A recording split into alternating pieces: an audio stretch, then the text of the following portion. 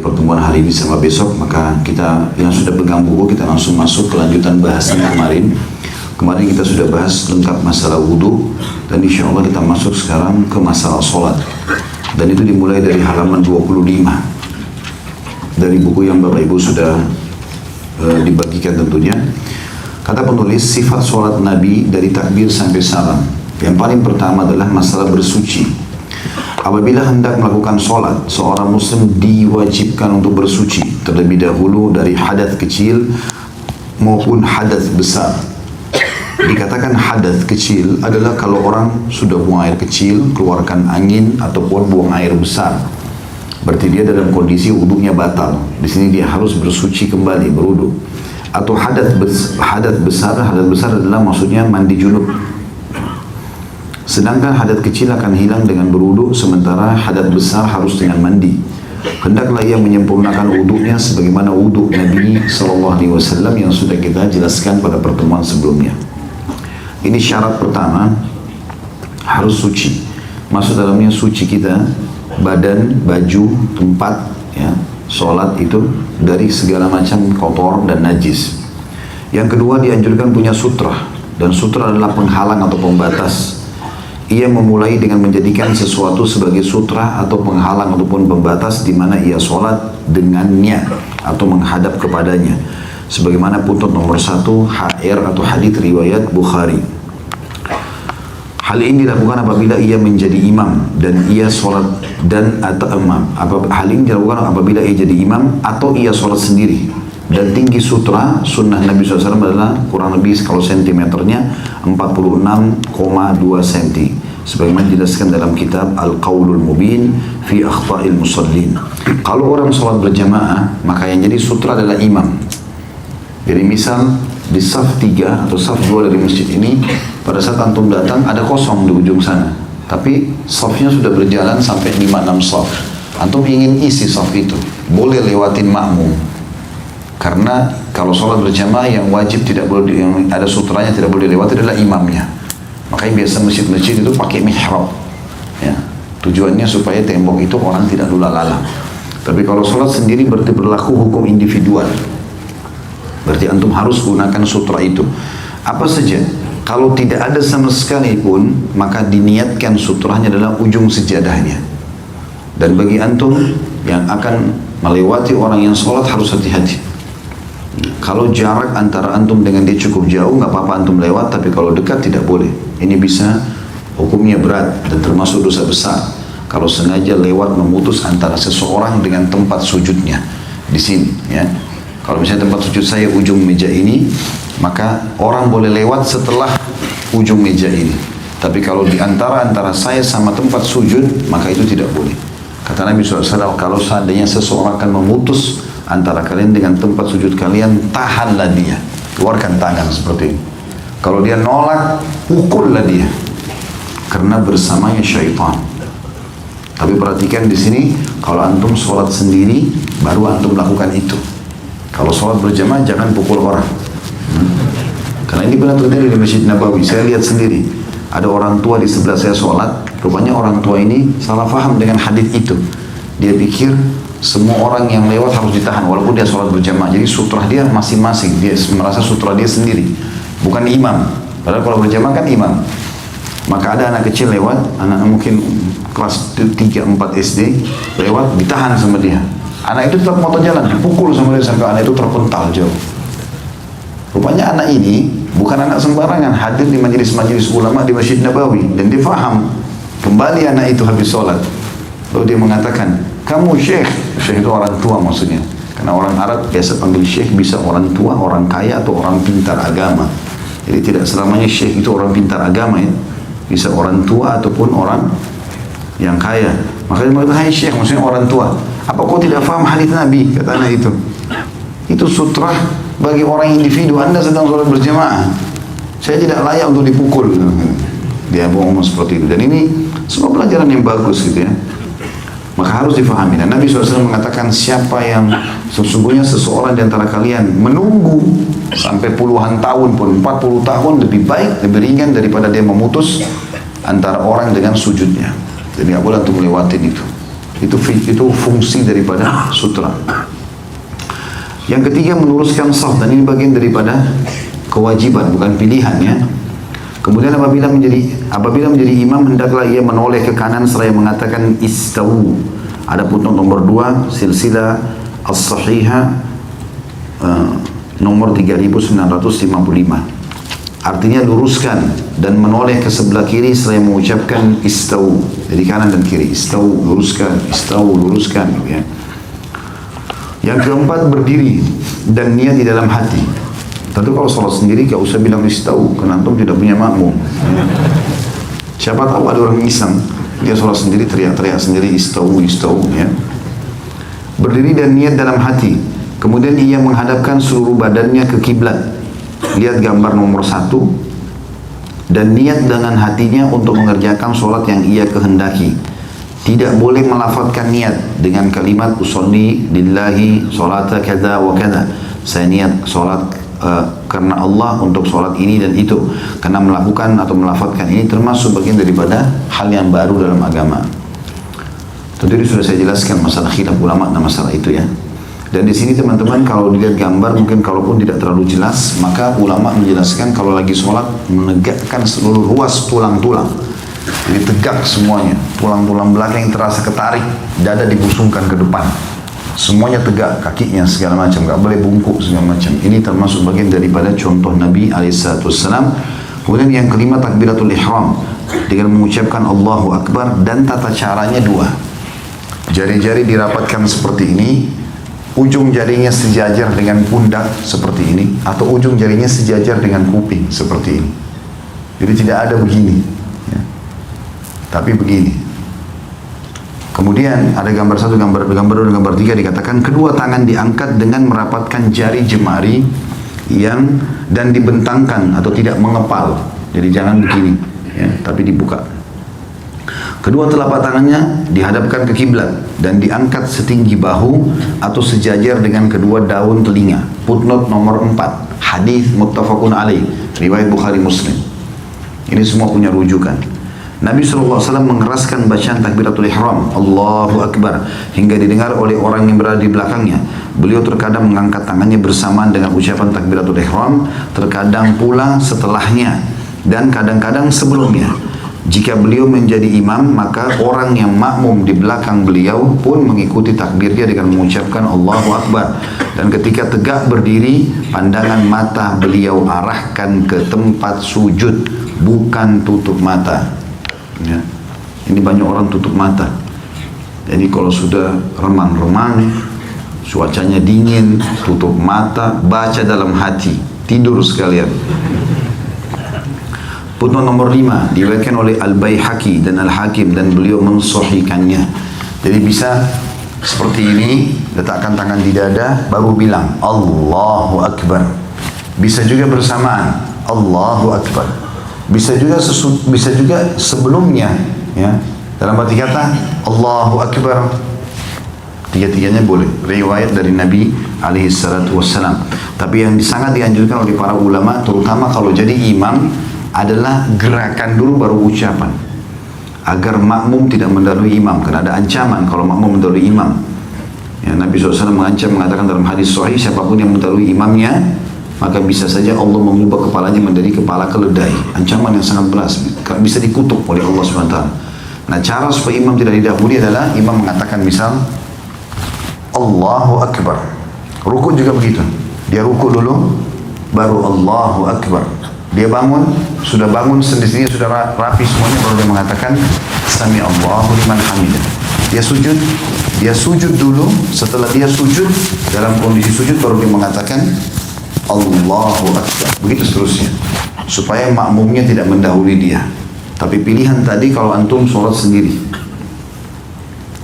Kemudian ada yang perlu diperhatikan, bahwasanya posisi letak tangan di gambar nomor 4 dan nomor 5.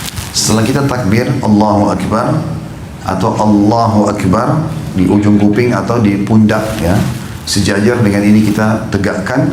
Ini kemudian dipertemukan antara punggung dalam kanan dengan punggung luar kiri seperti ini dan dipegang, atau mempertemukan pergelangan kanan dengan pergelangan kiri seperti ini kemudian diletakkan di awal dada, di ulu hati kita.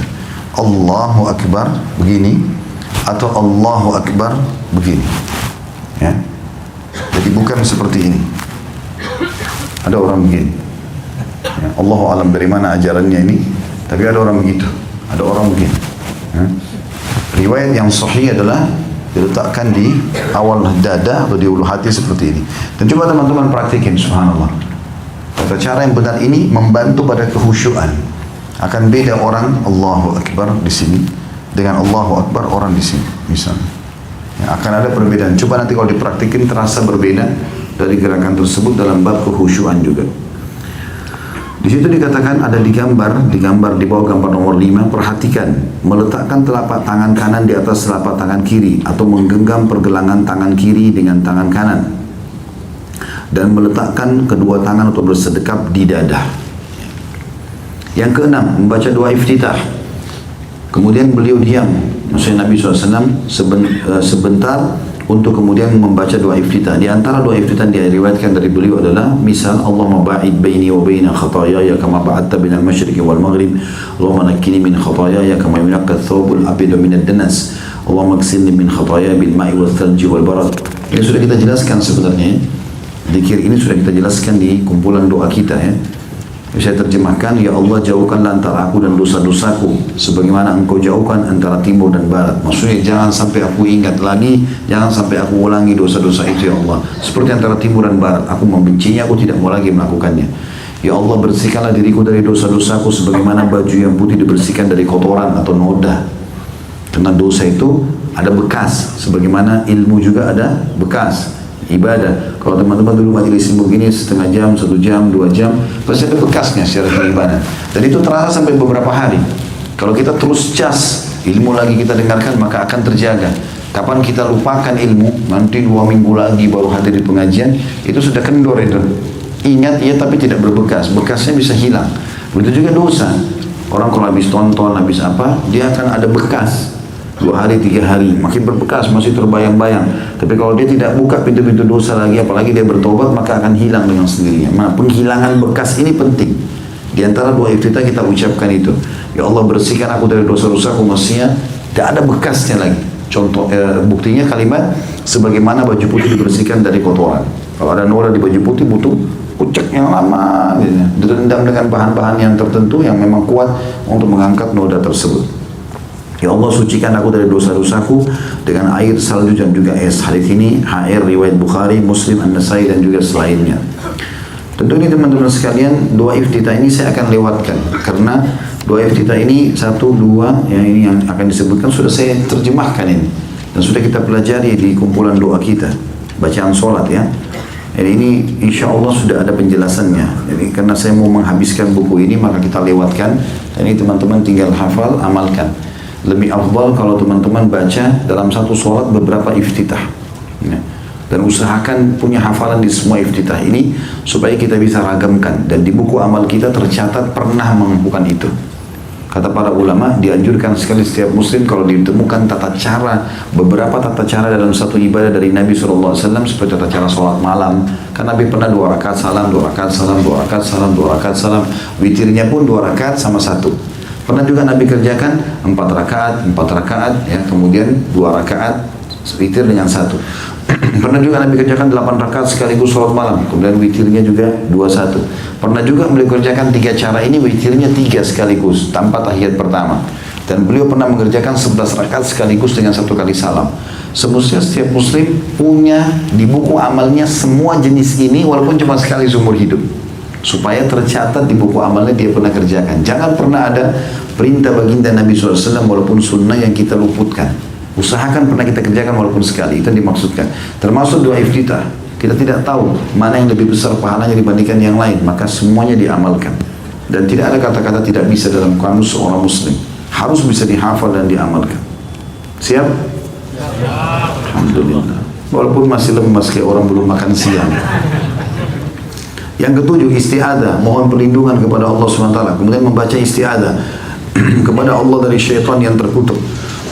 Dan sudah saya jelaskan makna terkutuk sebenarnya di sini yang lebih tepat adalah terajam. dengan ucapan a'udzubillahi minasyaitonirrajim min hamzihi wa nafthihi wa nafthihi. Aku berlindung kepada Allah dari syaitan yang terkutuk. Jadi ar-rajim bisa makna terkutuk, bisa makna dirajam, dilempar dengan panah-panah api oleh para malaikat. Dari kegilaannya. Kenapa dikatakan syaitan gila? Karena dia tidak pernah mau berhenti menggoda Bani Adam. Kita baca a'udzubillahi minasyaitonirrajim, dia pergi terbakar, sepupunya datang. Dia kita baca lagi istiadah, pamannya datang, tidak selesai-selesai. Sampai kata Nabi SAW, syaitan itu berjalan di tubuh anak Adam seperti mengalirnya darah. Kesombongannya, jadi semua sifat sombong datang dari syaitan. Dan tidak boleh sama sekali seorang muslim sombong. Kata Nabi SAW, siapa yang dalam hatinya seperti biji sawi dari kesombongan tidak akan mencium bau surga. Dan syairnya yang tercelah. Nah, syair tercelah maksudnya adalah bisikan-bisikannya yang membuat kita terjerumus dalam dosa sehingga kita tercelah. Hadis ini riwayat Abu Dawud, Ibnu Majah dan Darul Qutni, dan disahihkan oleh Syekh Albani dalam Sifatus Salatun Nabi alaihi salatu wassalam. Atau mengucap a'udzu billahi as-sami'il 'alim minasyaitonir rajim. Aku berlindung kepada Allah yang Maha mendengar, Maha mengetahui dari syaitan yang terkutuk. Hadis ini HR footnote nomor 10 Abu Dawud dan Tirmidzi, disahihkan oleh Syekh Albani dalam Sifat Salatin Nabi sallallahu alaihi wasallam.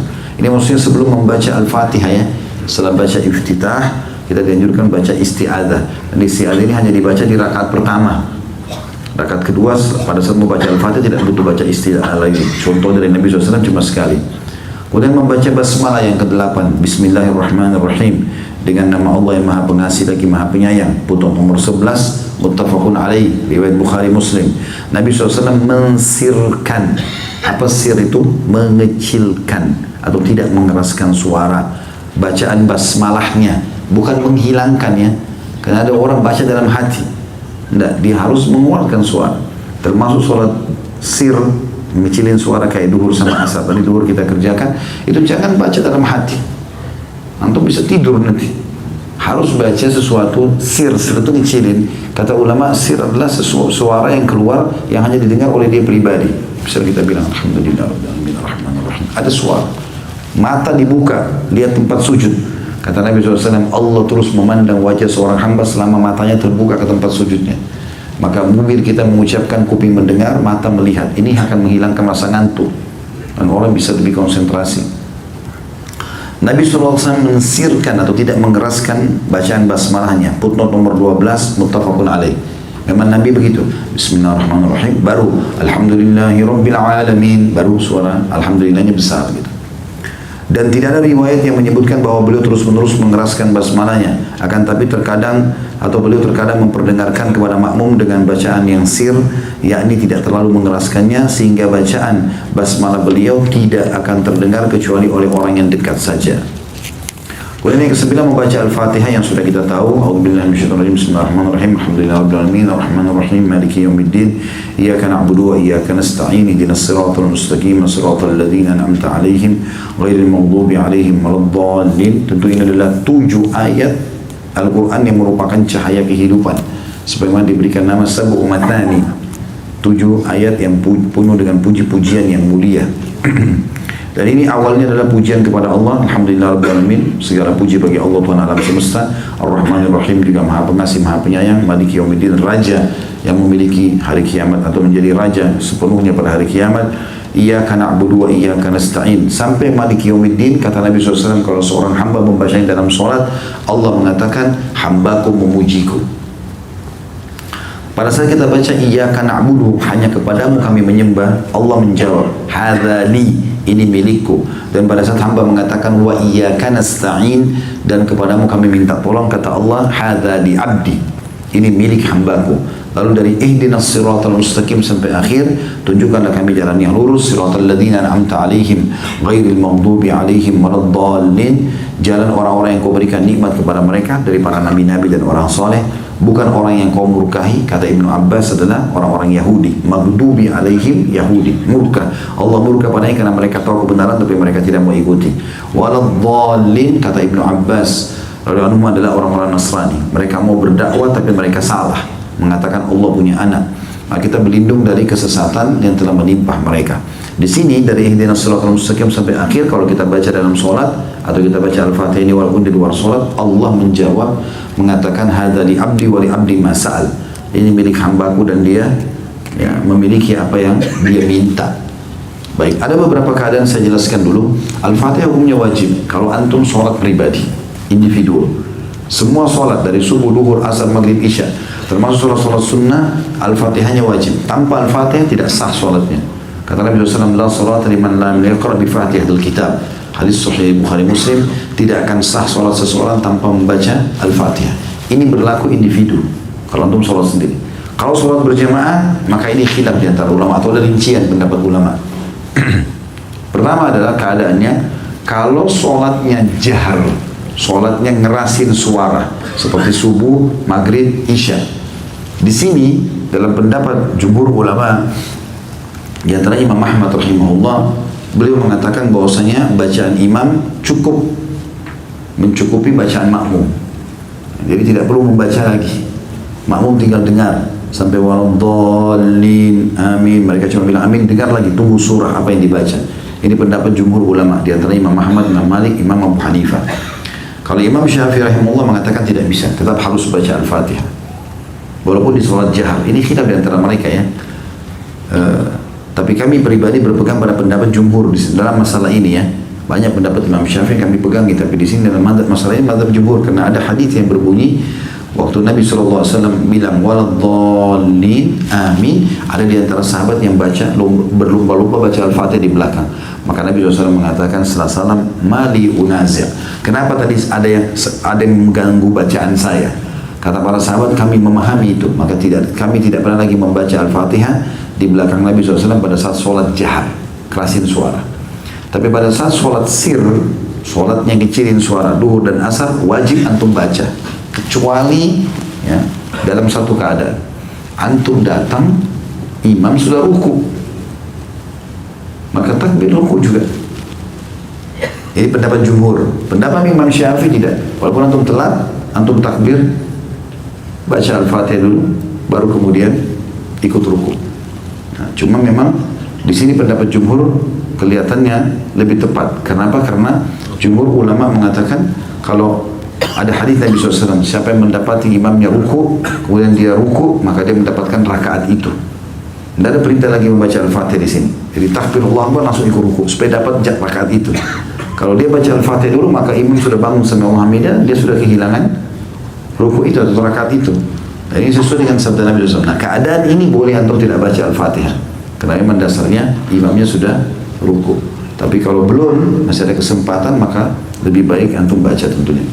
Dan sebagai imbauan juga para ulama kepada para imam-imam masjid, terutama kalau mereka berada di lingkungan madhab Syafi'iyah. Jadi Indonesia kan umumnya orang Syafi'iyah. Maka imamnya semestinya setelah waladhdallin, dia memberikan jeda makmum baca sekitar hitungan 7 ayat. Karena Al-Fatihah kan 7 ayat. Setelah itu baru dia mulai masuk surah, supaya makmum punya kesempatan untuk membaca. Ini jauh lebih bijak untuk menggabungkan semua pendapat tersebut. Kemudian dikatakan Nabi SAW berhenti pada setiap akhir ayat ya, diusahakan tidak disambung. Alhamdulillahirrabbilalamin, berhenti sejenak, baru Ar-Rahmanir-Rahim, berhenti, gitu loh, berikan haknya. Itu yang dilakukan oleh Nabi SAW. Tidak menyambung bacaan ayat yang satu dengan ayat setelahnya, kecuali dalam keadaan darurat.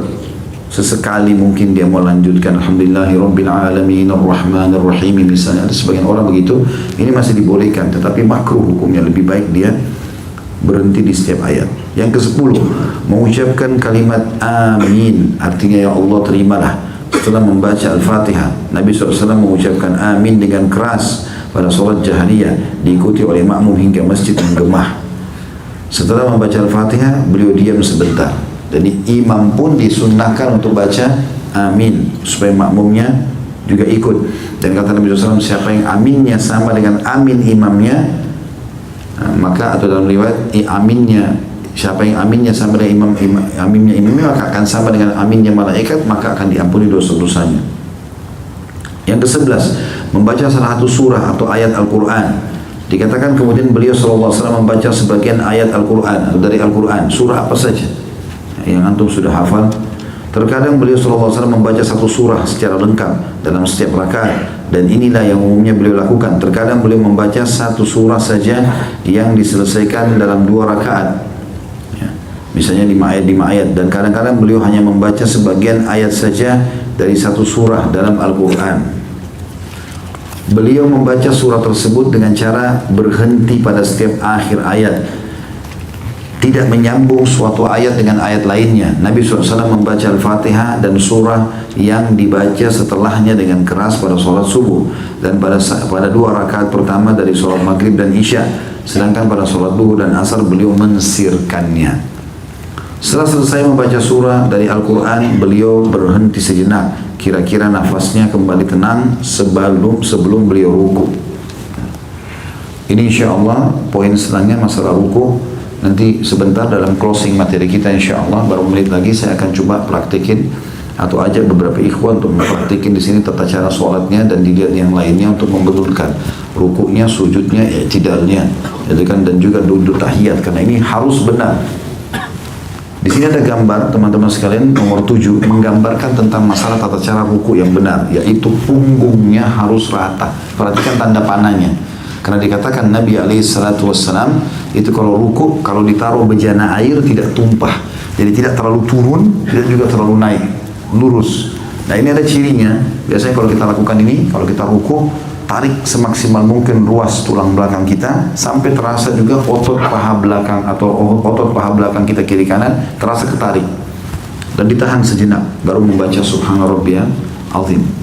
Dikatakan kemudian beliau mulai ruku, diawali dengan membaca takbir sambil mengangkat kedua tangan setinggi bahu atau ujung kedua daun telinga seperti takbiratul ihram. Jadi ini standar ya. Tadi Allahu Akbar atau Allahu Akbar. Pada saat antum mau ruku sama juga Allahu Akbar. Bangun juga i'tidal sami Allahu liman hamidah. Ini standarnya nih. Semua jari-jari rapat menghadap depan, ujung jarinya sejajar dengan pundak atau kuping.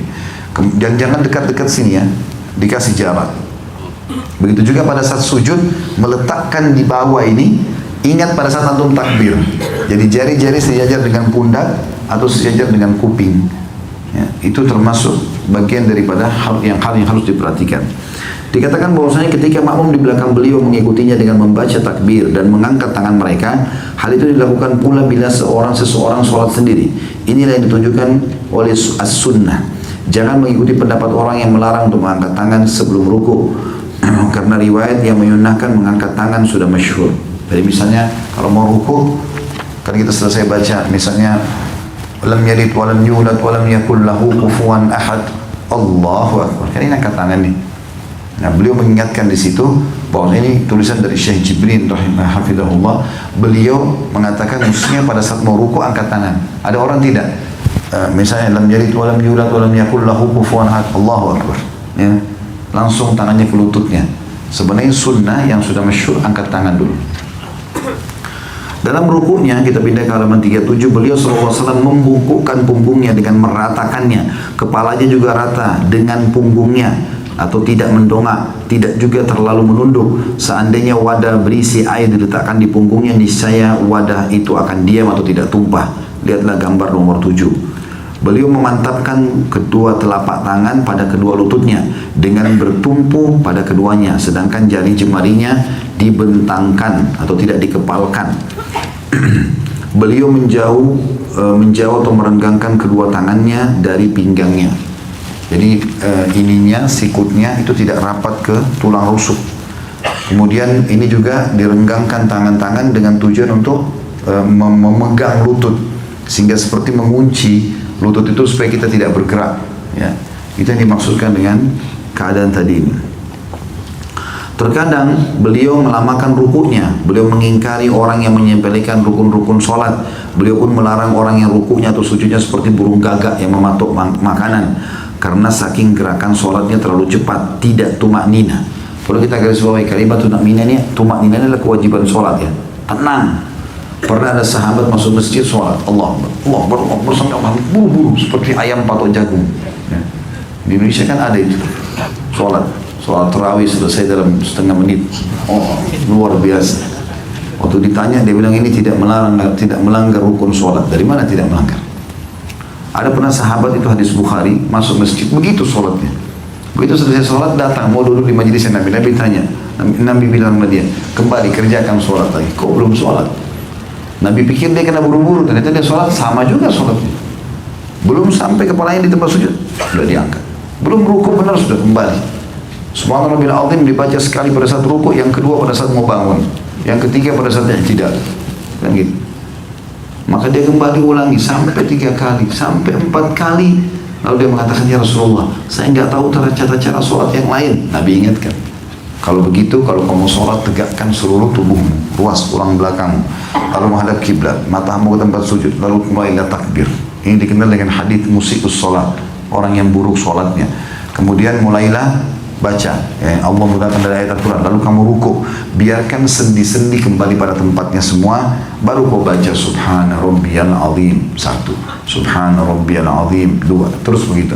Sami Allahu liman hamidah. Kemudian kata Nabi SAW, tenangkan dulu sendi-sendimu sampai kembali pada tempatnya semua, baru kemudian kamu mulai membaca Rabbana walakal hamdu mil'us samawati dan seterusnya, doa i'tidal itu. Begitu sampai salam tentunya, diikuti dengan tumanina. Rasulullah SAW memerintahkan agar mengagungkan Rabb Allah pada saat ruku, dan beliau pun mensyariatkan tasbih padanya dengan membaca Subhana Rabbiyal Azim. Ya, pada saat turun Sabbihisma Rabbikal A'la, ya, beliau mengatakan jadikanlah itu di ruku kalian, di sujud kalian. Dan pada saat turun ayat firman Allah SWT tentang menyuruh tasbih Allah dan mengagungkannya Subhana Rabbiyal Azim, maka beliau mengatakan letakkan itu pada ruku kalian. Dan ini wajibnya sekali, sunnahnya 3 kali tentunya. Maha suci Rabb yang maha agung. Ada putun nomor 14 hadis riwayat Ahmad, Ibnu Majah, Abu Dawud dan juga Darul Qutni, dan disahihkan oleh Syekh Albani dalam Mishkatul Masabih nomor 881. Juga terkadang beliau membaca Subuhun Kudusun Rabbul Malaikati Warruh, maha suci engkau dan maha bersih dari apa yang disifatkan oleh orang musyrik, para Rabb, para malaikat dan ruh ataupun Jibril. Putun nomor 16 HR atau hadis riwayat Muslim. Rasulullah SAW juga suka membaca zikir-zikir dan doa-doa selain yang tersebut di atas. Rasulullah SAW melarang membaca Al-Quran pada saat ruku dan sujud. Ini pernah kita pelajari di buku doa yang kita bagikan juga itu hari. Itu doa, beragam doa ruku dan doa sujud. Saya berharap itu tentu tidak dilupakan karena kita sudah terjemahkan, berikan contoh-contohnya ya. Yang ke-13, mengangkat kepala dari ruku atau i'tidal. Kemudian beliau mengangkat kepalanya dari ruku seraya mengangkat kedua tangannya sejajar kedua dengan bahu, sejajar kedua dengan bahu dan daun telinga atau daun telinga, sambil membaca Sami Allahu liman hamidah. Ada caranya tadi, ujung sama dengan ujung kuping ataupun ujung pundak. Lalu beliau membaca ketika menjadi imam adalah sholat sendiri. Ketika kemudian setelah berdiri tegak dengan sempurna, beliau membaca Rabbana walakal hamd. Yang perlu digarisbawahi teman-teman sekalian, kalau imam mengatakan Sami Allahu liman hamidah, antum sebagai makmum jangan lagi bilang Sami Allahu liman hamidah. Kalau berjamaah, imam bilang Sami Allahu liman hamidah, beliau sudah mewakili kita. Allah mendengar orang yang memujinya, kita tinggal bilang Rabbana walakal hamd. Kalau sholat sendiri baru kita bilang Sami Allah liman hamidah Rabbana walakal hamd. Ini tentu di sebelahnya adalah maka beragam doa-doa yang dibaca pada saat i'tidal. Dan ini sudah kita bahas juga di kumpulan doa kita. Maka saya tidak akan baca ini lagi karena untuk menghemat waktu. Dan saya tutup dengan ini teman-teman karena sudah masuk jam 1. Kita lanjut besok insyaAllah. Di halaman 43 ada titik di situ dikatakan tidak ada dalil yang mendukung bahwa seorang makmum disyariatkan membaca Sami Allah liman hamidah atau Allah maha mendengar orang yang memujinya. Kemudian meletakkan telapak tangannya di atas punggung telapak tangan kiri atau di atas pergelangan tangannya atau di atas hastanya seperti yang ia lakukan ketika berdiri dari rukuknya. Lihat gambar nomor 12 dan 13. Lihat halaman 44. Jadi gini, kalau teman-teman bilang Sami Allahu liman hamidah, ada 2 cara. Cara yang pertama, kembalikan lagi tangan di dada. Cara yang kedua, letakkan Sami Allahu liman hamidah, letakkan di sebelah paha kita. Dan ini khilaf di antara ulama 2 pendapat ini ya. Tapi kembali kepada dalil yang sama. Apa dalilnya? Dikatakan Nabi SAW kalau bangun dari rukuknya, seluruh anggota tubuh beliau kembali seperti semula. Di sini kalimat seperti semula. Apakah sebelum takbir tangan di samping atau setelah takbir tangan di dada? Maka khilaf di antara ulama. Kalau antum lihat ada orang Sami Allahu liman hamidah kembali ke dada, jangan disalahkan, itu benar. Begitu juga orang kalau taruh ke sebelah pahanya, maka itu dua-duanya dibolehkan tentunya. Sebagai penutup di sini adalah Rasulullah SAW suka melamakan rukun ini, maksudnya berdiri Sami Allahu liman hamidah, tidak buru-buru sujud. Hingga seorang sahabat berkata beliau telah lupa, mungkin lupa sujud nih. Beliau pun mengingkari orang yang meringan-ringankan rukun ini sehingga tidak tumaknina. Sebaliknya, beliau menyuruh tumaknina pada rukun ini dan memerintahkan orang itu untuk tidak tergesa-gesa. Beliau melarang makmum untuk mendahului imam dalam mengangkat kepala dari ruku. Rasulullah SAW mengancam orang yang mengangkat kepalanya sebelum imam dengan ancaman bahwa Allah akan mengubah wajahnya dengan wajah keledai. Footnote nomor 23, hadis muttafaqun alaih, atau disepakati oleh jumhur ulama, atau maaf, Bukhari Muslim. Sampai sini saya cukupkan dulu baca bahasanya, insya Allah kita lanjut besok lagi.